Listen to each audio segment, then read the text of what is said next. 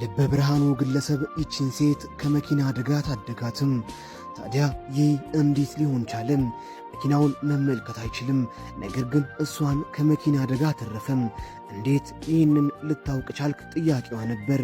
እሱም አንቺ ሁሌ በዚህ መንገድ በዚህ ሰዓት ትሮጫለሽም፣ ይህ መኪና ደግሞ ሁሌ በዚህ ሰዓት በዚህ መንገድ ያልፋልም፣ ስለዚህ የሚያልፍበትን ደቂቃ ጠንቅቄ ስለማወቅ ነው ይልና ባለቤትሽም በዚህ ሰዓት ባንቺ ቤት ውስጥ ከሌላ ሴት ጋር ይገኛል ብሎ ይነግራታልም። ታዲያ የሰውየው ነገር እውነት ባይመስላትም ተመልሶ ማጣራቱ ግን የተሻለ ሆኖ ይገኛልም። ቤቷ ከደረሰች በኋላም ስፖርት ከምትሰራበት ቦታ ተመልሳ ባለቤቷን መጥቻለሁ እያለች ትነግረው ጀመርም።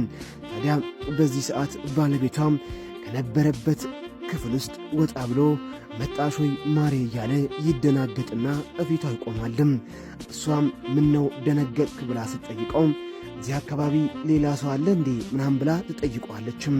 እሱም ማንም ሰው አይኖርም፣ በፊት እንደምታውቂው ነው፣ ማን ሊኖር ይችላል ብሎ ይነግራታልም።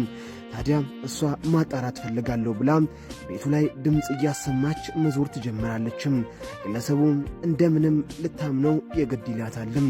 ማንም የለም፣ ሰውየው የተናገረኝ ነገር ውሸት ነው ብላ በውስጧ ካመነች በኋላ ታዲያ ምንድን ነው ብላ ድንገት ዞር ስትል ቤቱ ላይ ቀይ ጸጉር ትመለከታለችም። በፍጥነት ወደ ቦታ ሄዳ በሩን ለመክፈት ስትታገል የራሷ ጸጉር ሆኖ ትመለከተዋለችም። ይህን ለአንቺን የገዛሁት ስጦታ እኮ ነው፣ አንቺ ቀደምሽኝ እንዴት አወቅሽ ብሎ ያሳምናታልም። እሱም ትንሽ ከቆየ በኋላ ነገሩ እያስፈራውና እየከረረ ሲመጣም ለምን ወጣ ብለን አንዝናናም ጥያቄው ነበር። እሷ ግን አሁን መጠርጠሯን አቁማ የሰውየውን ሽታ ስታጤነው አንድ ነገር ገባትም። በእርግጥም እዚህ ቤት ውስጥ አንድ ሰው አለም። እንዴት የሰውነት ጠረን ሊለይ ቻለም? አንድ ሰውማ እዚህ ቤት ውስጥ አለ ጥያቄዋ ነበር። ባሏ ፈጣሪውን የተማጸነም ዛሬ የሠራው ሥራ እንዳይታወቅበት መጠርጠር ጀመረም። ነገሮች ሁሉ ወደ ማብቂያቸው እየደረሱ መጡም። የደብቀውም ያ ሁሉ ሴራ፣ የሠራው ያ ሁሉ ሥራ የሚጋለጥበት ሰዓት ደረሰም። በድጋሚ ሩጫዋን የቀጠለችው ሴት ዳግም ያ ግለሰብ መንገድ ዳር ላይ ካስቆማት በኋላ